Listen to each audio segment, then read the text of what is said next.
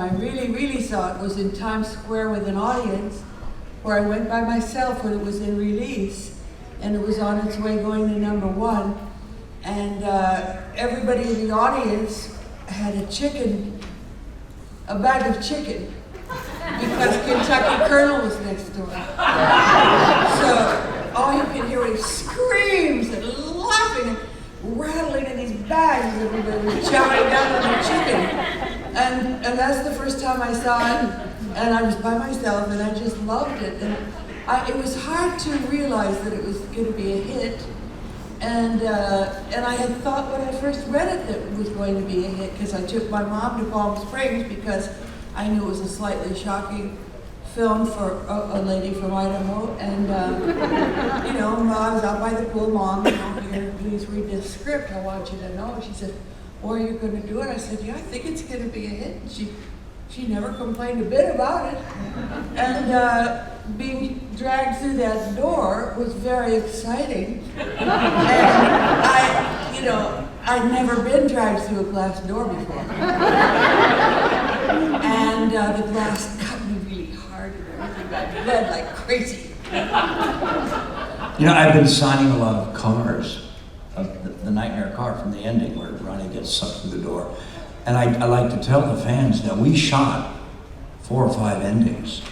One was Johnny Depp picking up Heather at the end of the day, picking up Nancy. One was me picking them up with the kids, and one was just all the kids happy-go-lucky with the top down, and Snow White and the Seven Dwarfs birds singing on the soundtrack. And it was like a little lit, a little bright and happy.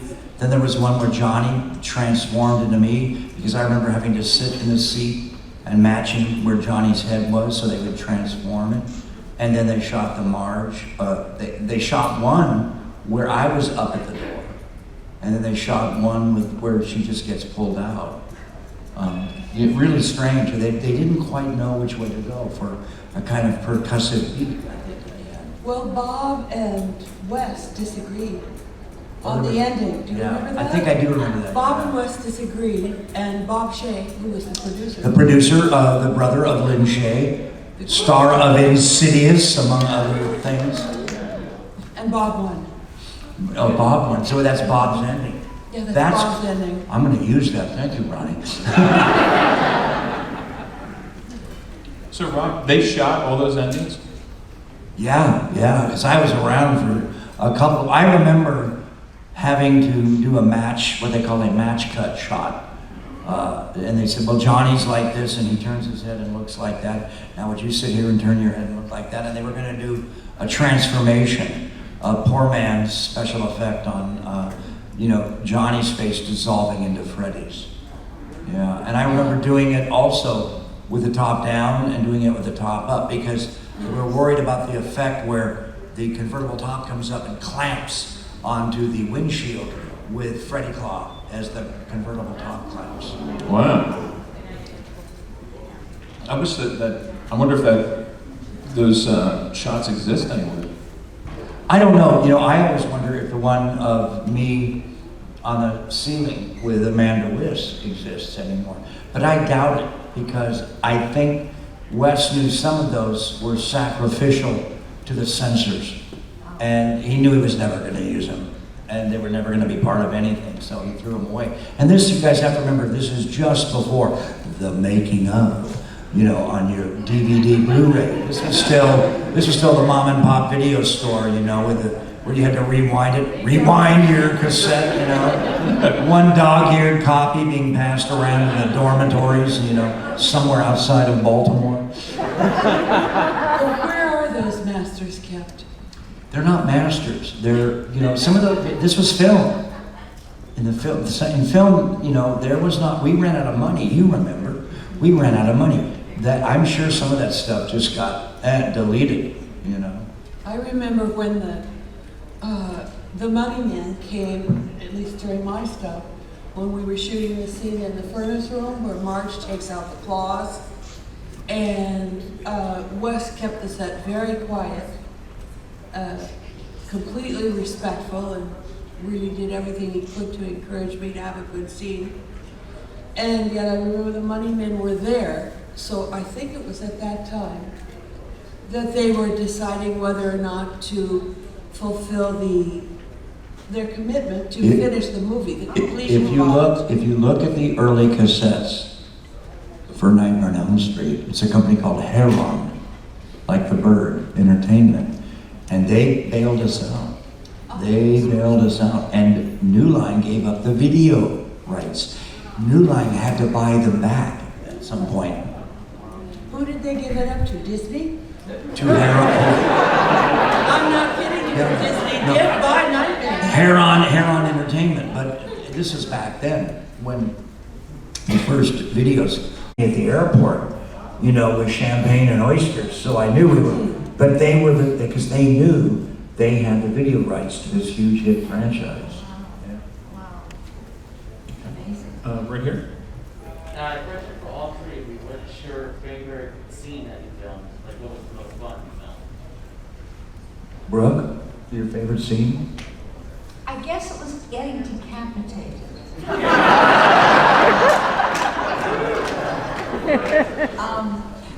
We did it. I had to be in one shot because we had to use the razors for the pillow to get all the feathers and everything. So it was really a complicated shot. And I frankly am very clumsy. I mean, I fall all the time. So we had to put stuff on the bottom of my shoes so I wouldn't fall. And Robert and I rehearsed it. He was so patient. So he knew that I wouldn't fall because they were the actual razors. So he goes like this, and I would pull my head back like that, and then he pulls out the other head. So it was complicated, but it was like one of those things. It was kind of like heart stop. It was exciting. You know, I mean, you don't do a lot of stuff on a set that's really exciting where your body goes, whoa. But this was like my body was going, maybe let's think this through a little bit. But it was really great, and the way it turned out was wonderful. I had to go through a green screen because I had blue eyes, so we couldn't do a blue screen. So the whole leading up to it was so interesting. It was awkward for me because as a young man I had a terrible crush on Brooke. From My Three Sons. And Brooke was like one of the busiest actresses in Hollywood. And I finally get to work with her, and I have to cut her head off.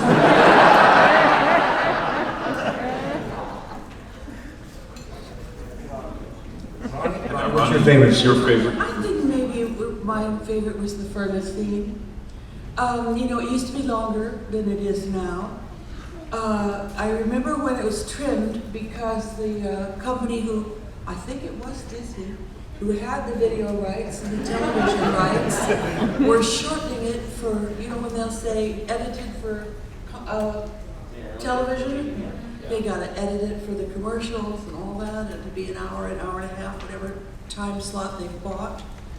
And some of my scene that I was speaking about, the background of Marge with Freddy, involving the murder of some children, and that the judge had, you know, whatever action the judge may or may not have taken, and the judge got famous, the lawyers got rich, and Marge and saying how they put a trail out to the shed and lit the match and all this.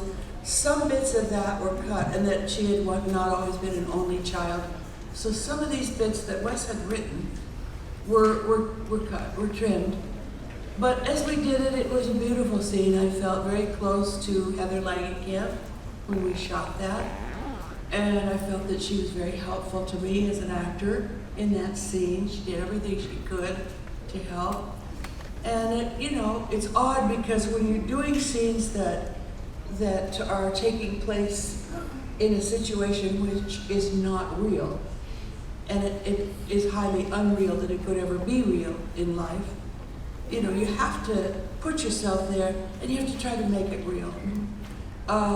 So anyway, that was a very exciting and satisfying and challenging scene. And I remember being concerned about it and concentrating, and Wes being helpful, keeping everything very quiet for me and doing everything he could to help me have a good scene, and Heather doing everything she could to contribute her acting to make it a good scene. So it was an exciting bit. There were many other wonderful bits and wonderful scenes in the movie, many emotional scenes. the kitchen scene with Heather, where I had to slap her. It was a torture to do.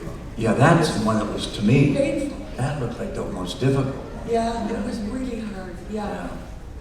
It was very tough, just from the mundane, you know, the mundane part was the cameraman telling me that my suntan was too dark and my pajamas were too pale. So what we were gonna do, because the lighting was not working out. Or sometimes it's the color of the walls, you know, on the set, and it makes Ronnie look too tan, or it makes the lighting go askew, yeah. So all these things you get ready to shoot, and you're in your place to make the scene real and have things happen, and the camera, all the crews, and the shooting, and then, you know, it can be anything. It can be a hair out of place. It could be a microphone that slipped into the frame. In this particular instance, I remember my tan was too dark. So what were they gonna do? You know, have to change a few settings on the cameras and lighten up the flash or whatever. Anyway, and then the other thing was actually slapping Heather, which was really tough. I had been slapped by my mother as a child, as a teenager, should I say. As a teenager, not a child. And, you know, it was something that stuck with me, it never goes away. And I knew that feeling, but I had never experienced that exact thing myself, and I never slapped my own child. But, you know, if you're an actor, you have to go there. You have to find a way to go there. And then I remember the choreography of it when, you know, when we act in fight scenes, it's like a pas de deux. It's like a ballet for two. You often have a trainer, a coach, a choreographer, a fight scene, a stunt coordinator, whatever it is, who will actually set out these steps and these movements for you. And, you know, the laws of physics, you give and take, and if something's gonna go, then the person receiving that blow has to pretend like they were struck and then come back. When you see men fighting in a bar scene, they're not usually really punching each other out and breaking their hands and everything. They're trained actors who know what they're doing, and they pretend and they make that happen. So it was challenging, and I just remember all different things about it. And I know Heather was uncomfortable, and you know. When I see that scene still, I think there's something very raw. It's very raw. Yeah. Thank you. No, but it is. It's raw, Yeah, and it is. I can tell it's not the first take. I can tell you guys went through some stuff. Yeah, and you know, I've even online, I've seen a take that wasn't the final take.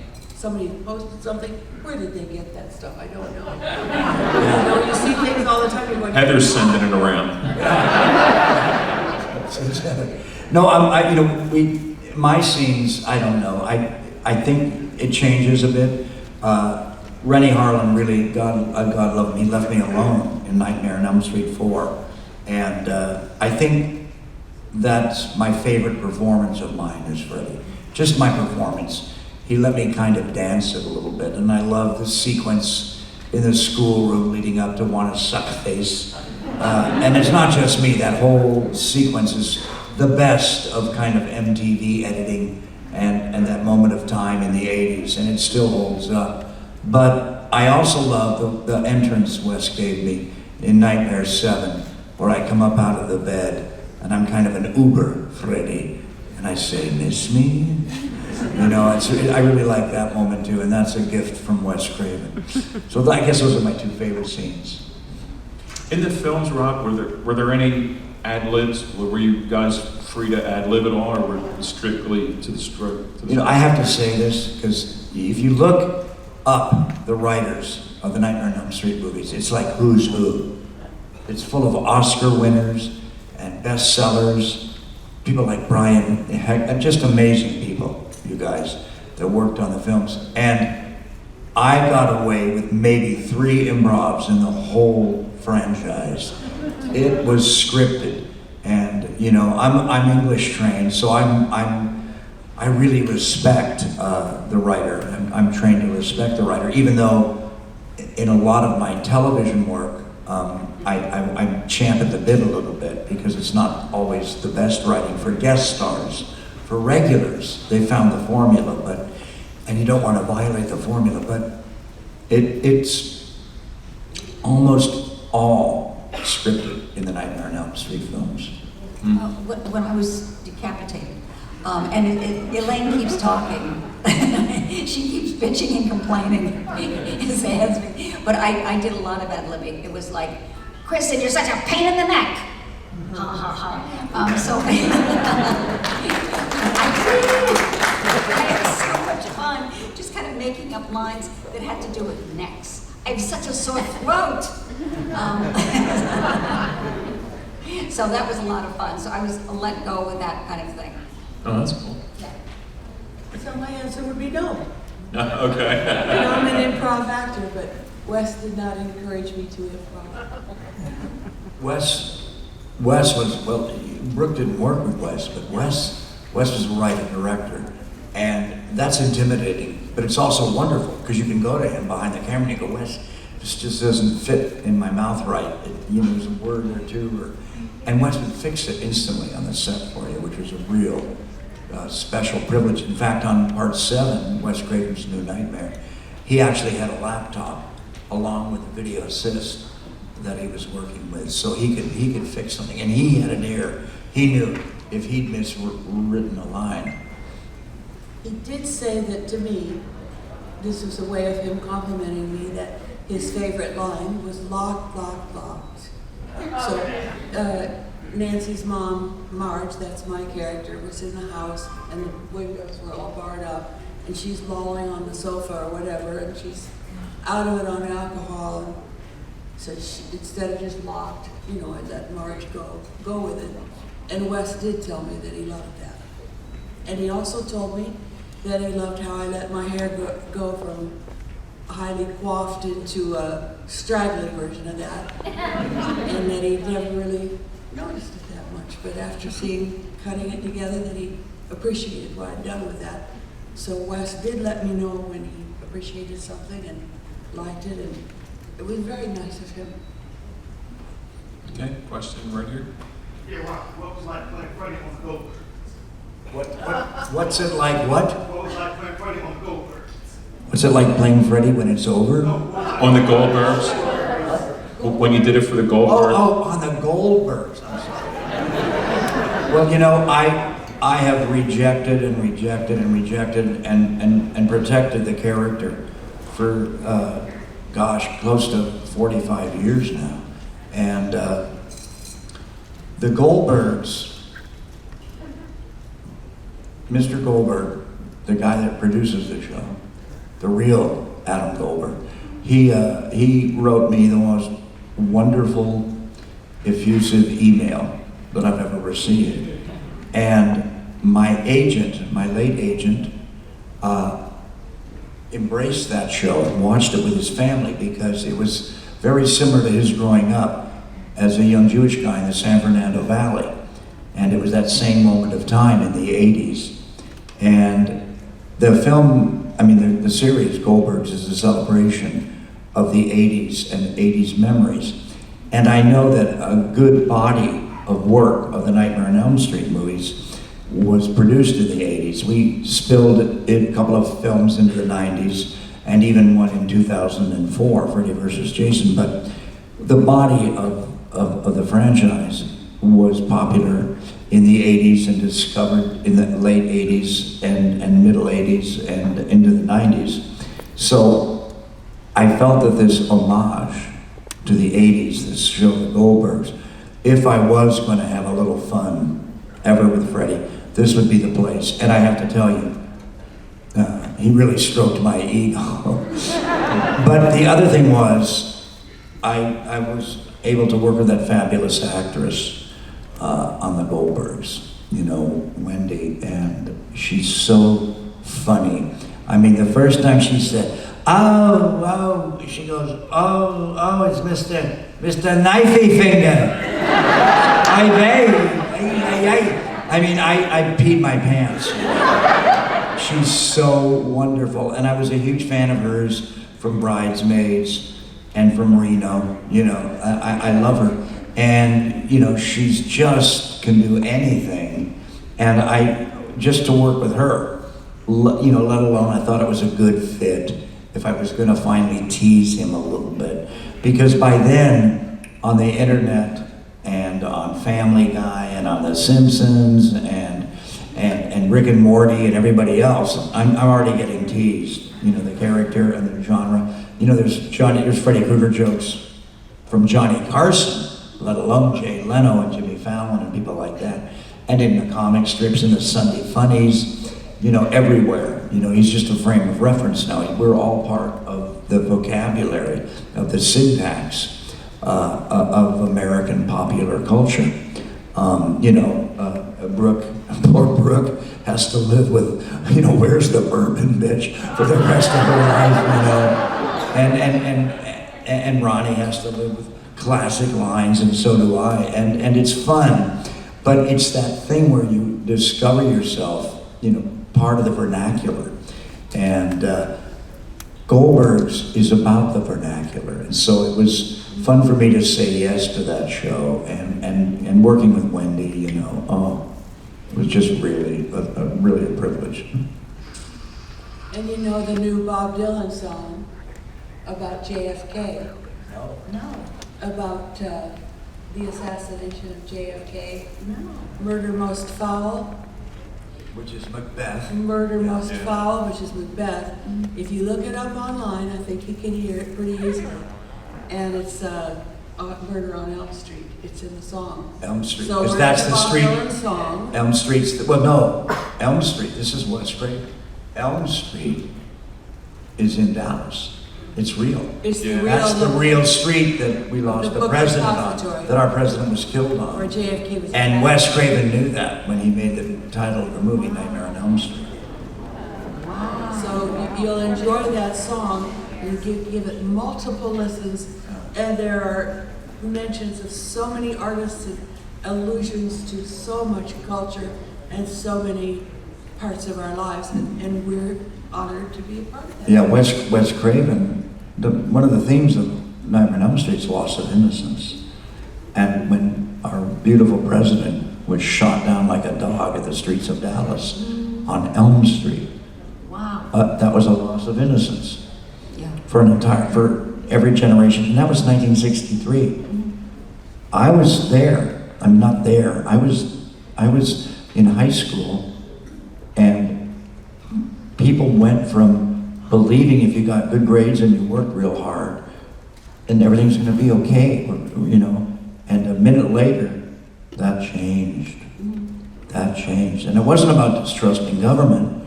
It was about just distrusting goodness, that goodness can be hurt, you know. And people got very jaded after that. A minute later, I remember when I was in high school, and I entered high school, the most popular people were football players and cheerleaders and the people in student government. When I left high school, it was the boys in Beetle boots and surfers with no socks. Okay, right here. I just wanted to know, Robert, is there any updates on a new film, and will you be a part of it? Is there any updates on any new Nightmare on Elm Street's coming out? Oh, I know, you know, I don't know anything about that. I do know this, you guys. I believe the Craven estate, many of the rights were returned to it, but there's also Time Warner, I think, owns a lot of the franchise. So there's a very complicated legal thing going on. I know they will eventually sort it out and reboot it, you know, but I'm getting too old to take my ideas to anybody because they're still fighting over rights, you know, so I think it'll be resolved, but I'm not sure when and how. There will never be another Freddy. No.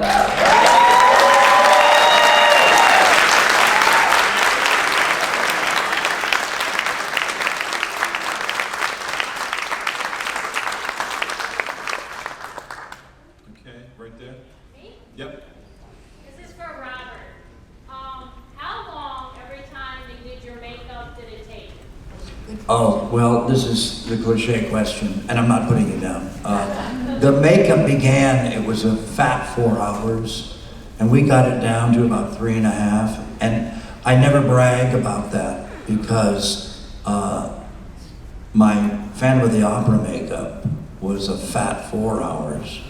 And my Mangler, my Stephen King movie, my Mangler makeup was 4.5 hours. And then I start hearing stories about the Elephant Man and about the general orcs in Lord of the Rings, which were extraordinary makeups. Tim Curry in what's the Tom Cruise movie? Legend. That was an extraordinarily difficult makeup. And so I don't brag any longer. My claim to fame is how many I've done. Because not only did I do 8 feature films and the television series, I also did Phantom of the Opera, the Stephen King movie, and several others in makeup. So I'm sort of the guy that's been in makeup the most, except for Lon Chaney. Well, I can remember when I first knew Robert and saw him as Freddy on the set eating lunch during the lunch hour, because he is modest about it, but his maquillage was in layers. And it required some kind of glue that irritated his skin. So he suffered mightily in this outfit, because it couldn't be taken on and off. Once it was on, it stayed on until shooting was over. So he had like a layer here, and a layer there, and another layer, and another. Came on maybe 4 layers. He'd be sitting having lunch, suffering. It was hot. And you know, he did suffer for that. And it was on the first movie, it was that really craft service. The food, I remember second unit was peanut butter, Skippy peanut butter, grape jelly from the supermarket, and a lot of flies. Okay, right here. For Robert, I love Nightmare on Elm Street, obviously, but I'm really excited for you to join Stranger Things. And I was wondering if you liked your character, or if there's anything you can tell us about it. I wish I could, I was just did another show. We're all getting wet again and going on the road, and we're really happy to see you guys and to be signing and to be hanging out. I had fans come up on the Friday night at Steel City Comic-Con, and they were talking about, maybe a dozen fans, they knew more about the 4th season than I did. And these were like real industrial espionage, hardcore fans. But they're telling me stuff, and they knew my character's name, they knew who I worked with, they knew other things about the plot. And so I went out and did a Q&A the next day, and I divulged a couple things, and I got my hands slapped. And I love these people. I love the Duffer Brothers. And I love, I love Sean Levy, and I love Millie Bobby Brown, and I'm a huge fan of David Harbour. And I still have a crush on Winona Ryder, and I love Maya Hawke, and so I'm not supposed to talk, but I'm going to tell you this: they're calling it the scary season, the horror season. So that's my only clue to you guys.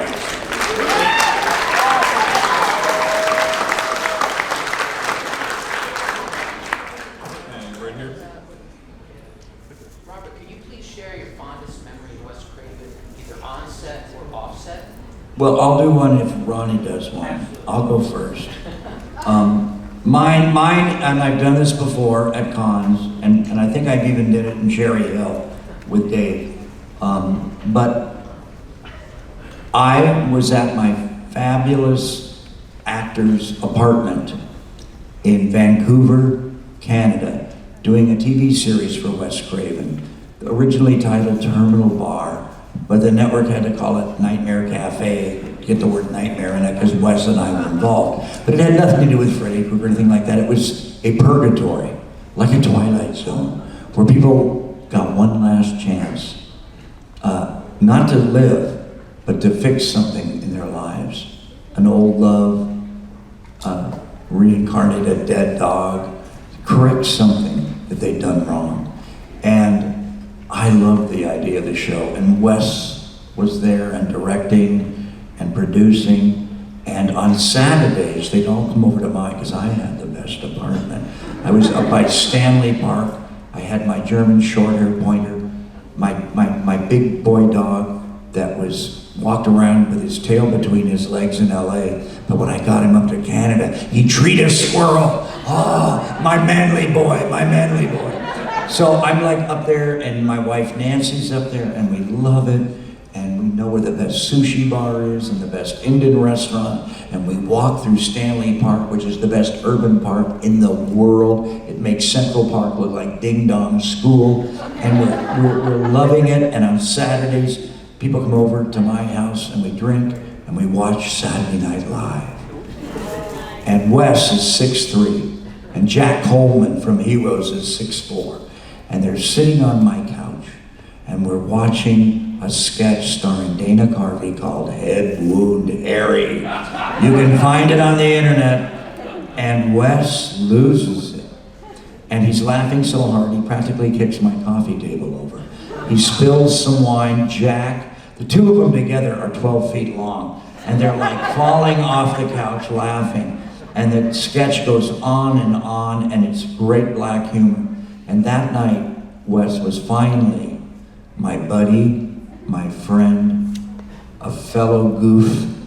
He was no longer my Dr. Frankenstein or my mentor or my director or my boss. He was just another big kid. Beautiful, beautiful story.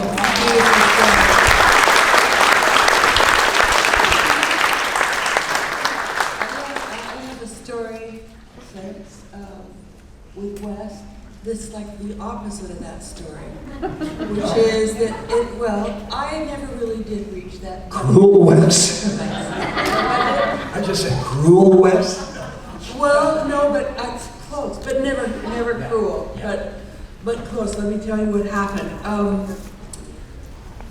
The first time, not when I got the role, not when I first met him, and not when he first hired me, but first rehearsal, I think, was in a building, I think, the old A&M lot, the old Charlie Chaplin Studios. I'm not positive about this, but what It was. I know. Okay. The main thing I remember is that Marge was an alcoholic and was using a bottle, drinking. And I like to work with props, and I like to work ahead of time and know what I'm doing. I don't want a surprise. I like surprises, but not that kind. And I had got a real bottle of gin. So we're rehearsing the scene. Method Ronnie. Method actor. What did I say? I am a method actor. I like to know if it's going to work. If it's believable. I want to be believable. And so I had the bottle, and Marge was, doing whatever Marge was doing, and slug out of the bottle or something, and then Wes said, Ronnie, is that real? And I said, yes. I didn't happen to have a spare gin bottle hanging around, so I had to buy one, And anyway, so Wes was a little bit angry. That's what I'm trying to tell you. In other words, Wes did not, because when we're professional, by the way, just so you guys know, I'm sure you already know this, but we don't work with real alcohol, When we're playing alcoholics, we don't really drink alcohol, and we don't really shoot drugs. We have to act these things. And so Wes was offended, and I understood, and I didn't blame him. But in other words, he didn't think it was funny. My joke did not go over with Wes. But Wes was also very conservative because of his upbringing. Wes's parents did not allow him to participate in any culture, rock and roll, radio, television movie. He was allowed to only see Disney movies.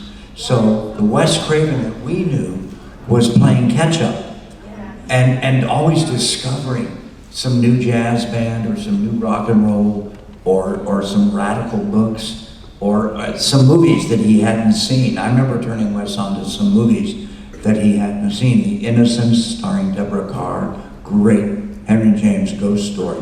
But So Wes was playing, but he also, because he was playing catch-up, if you went to visit him, and he lived in Steve McQueen's old bachelor pad on the top of the Hollywood Hills, on the edge of a cliff with a lap pool, and in front of it was like the prow of a ship overlooking all of Hollywood, all the way to the ocean in Catalina.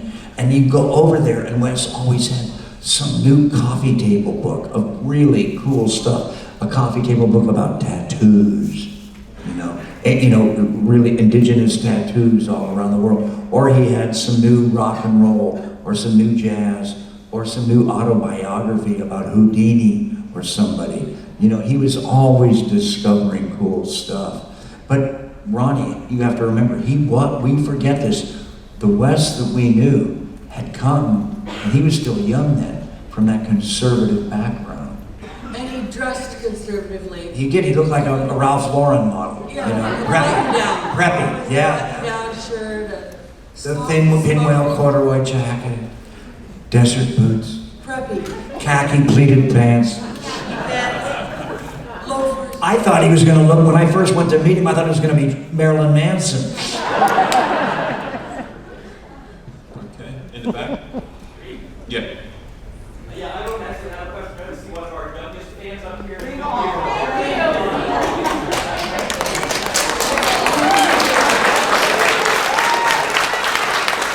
How sweet, fresh meat.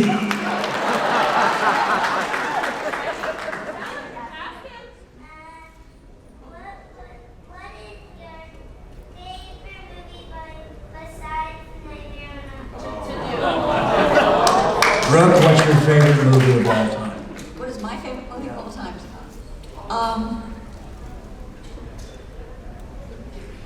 Boy, I really have to think.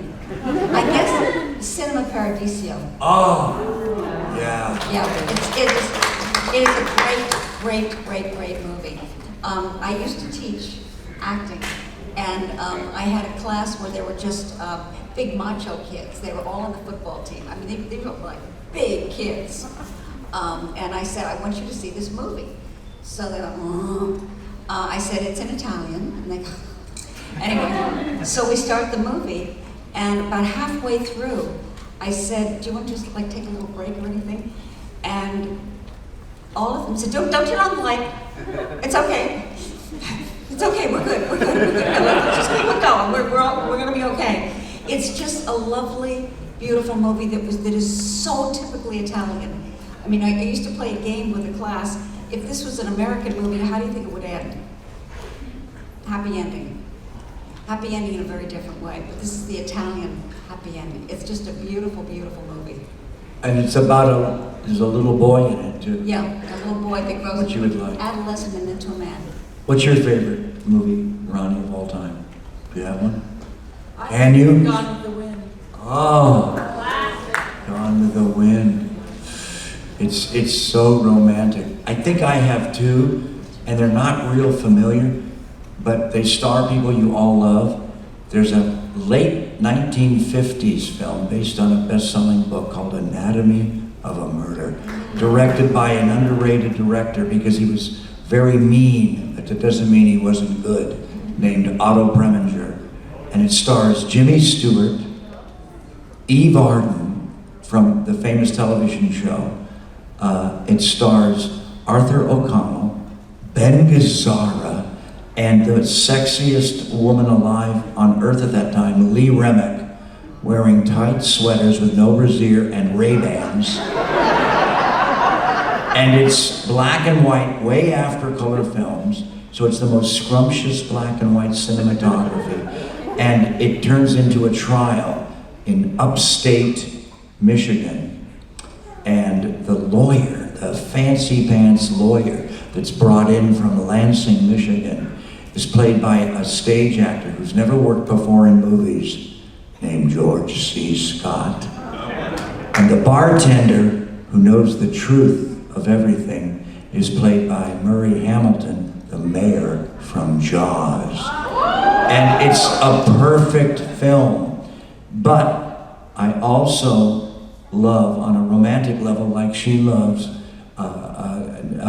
Gone with the Wind, I love Bernardo Bertolucci's 1900 with Robert De Niro, Burt Lancaster, Sterling Hayden, and it's just Gerard Depardieu when he's thin, and beautiful Dominique Sanda, whose entrance, she comes out of a shower with her hair wet in front of her, and sticking out of her wet hair is a cigarette. And she smokes the cigarette and blows the smoke through her hair in front of her face. And she has a horse given to her on her birthday, a white horse named Cocaine. It's phenomenal. You guys, you're all getting a little older now. It has 2 parts to it. And you rent it, and you watch it, and you watch these families, the rich family and the poor family grow up, and you order out for pizza. You take a break. You take a break in the middle of it. The uncut version is 5 hours.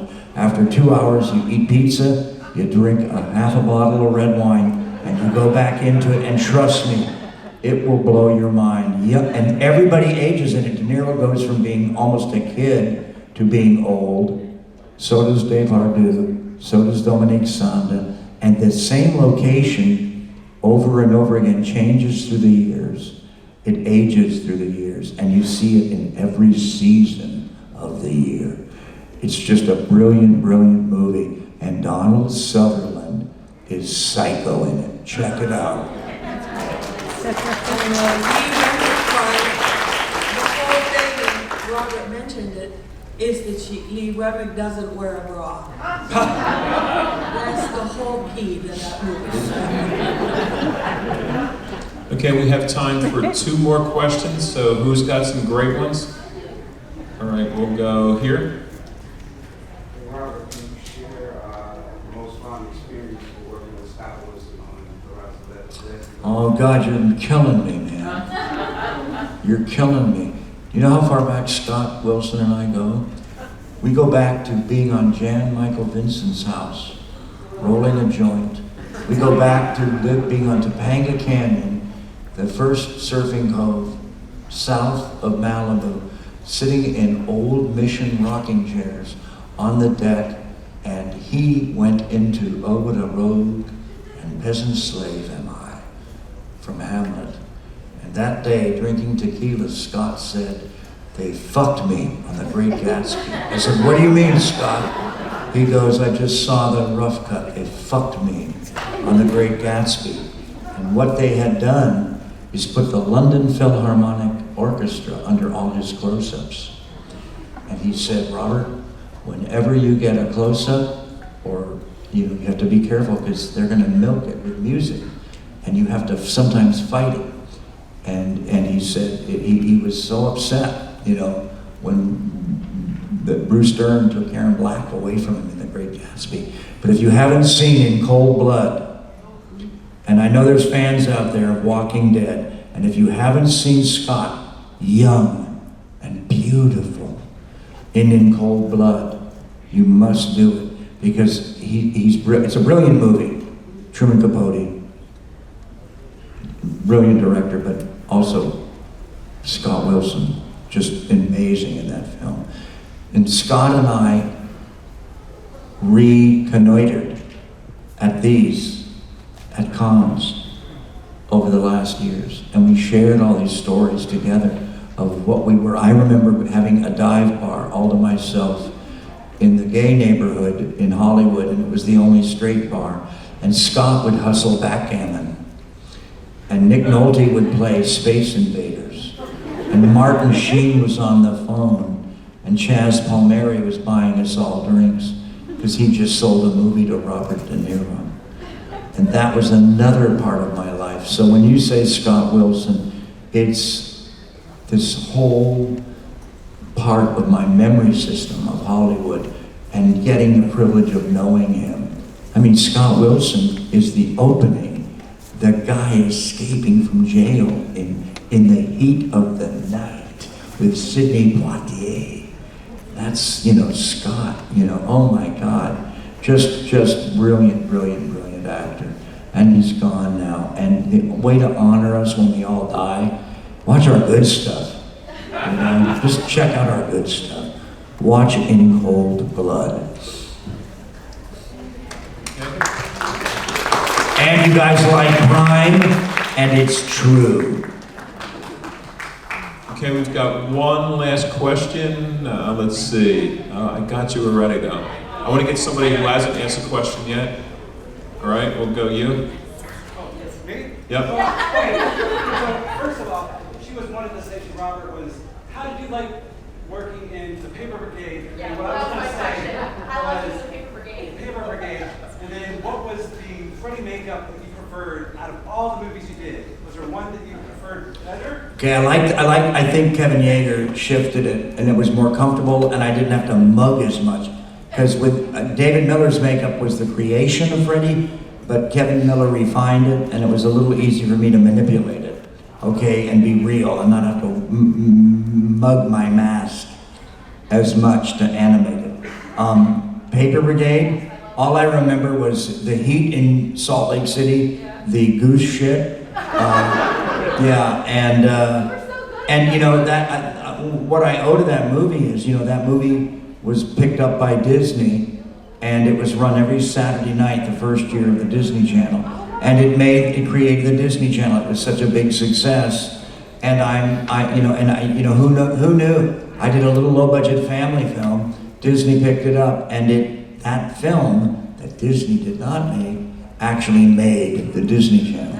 So, and that's why so many people have seen it. You know, it's incredible to me. But all I remember, I have to be honest, poop. You know, those geese, they pooped on everything.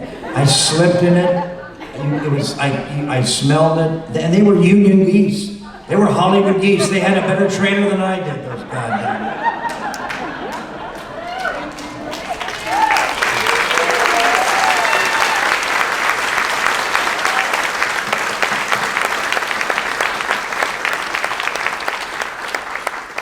All right, ladies and gentlemen, there's a person who's poking his head in the door over here.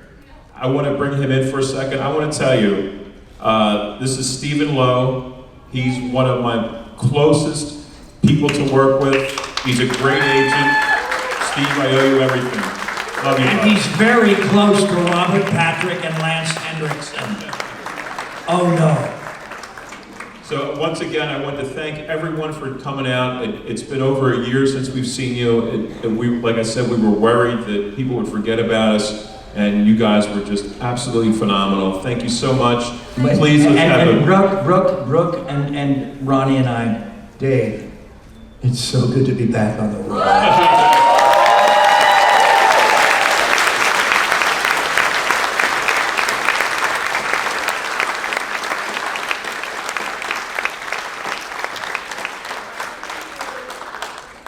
All right, ladies and gentlemen, please a big round of applause for Brooke Bundy.